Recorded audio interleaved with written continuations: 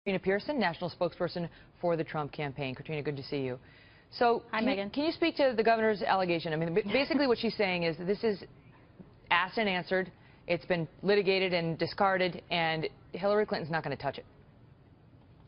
Well, I think that's what they have to say right now, because they weren't really anticipating having to run against Donald Trump, someone who is going to be unafraid to bring these issues up, particularly as we've all known.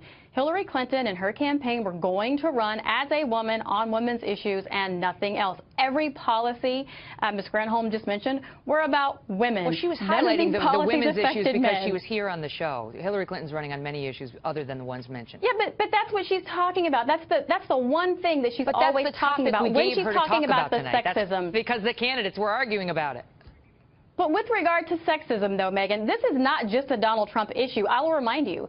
Bernie Sanders says, "Excuse me," and her campaign blew up. All of her supporters were calling Bernie Sanders sexist. Then you have the irony of Bill Clinton coming out calling Bernie Sanders profane sexist. So this is a common thread that we see in Hillary Clinton's campaign, and Mr. Trump is simply defending himself. Many women reject this old-fashioned feminism as if we need someone to validate our existence. Many women today respect the idea that someone treats them the same. It's not just a slogan for many women anymore. And if you think that criticizing a woman, particularly in response... But do you not admit, I mean, you know, this goes back to the very first question I asked Mr. Trump at that August 6th debate, which was never a statement about what Megyn Kelly thinks. It was a statement about what Hillary Clinton was going to do. And sure enough, she's doing it.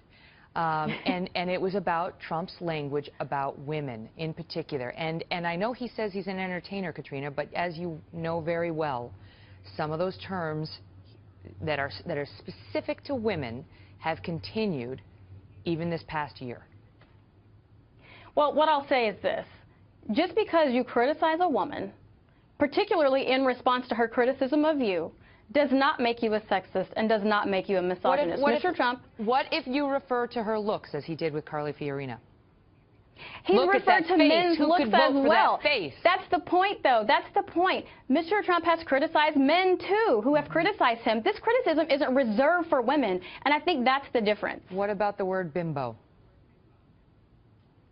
What about the word bimbo? It's another thing. Mr. Trump has criticized women who've criticized him, just as he's criticized men who have criticized him. So that word is fine by you. You don't see that word as sexist at all.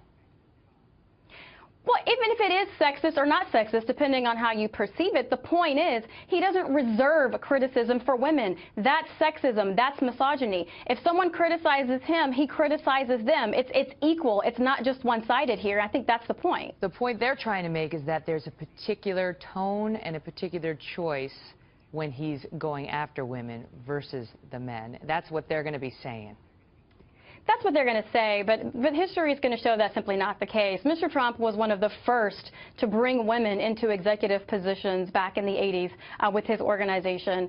He has been very much accommodating to women in corporate America. He has more female executives than male executives. He has 2 sons, but yet his daughter is going to be inheriting the company. So there's so many other things that goes to show I did not know that. I he's already mentioned that. He's already said Ivanka's going to take over.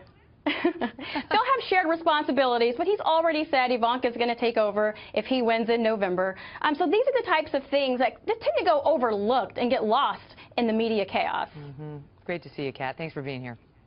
Great to be here. Thank you.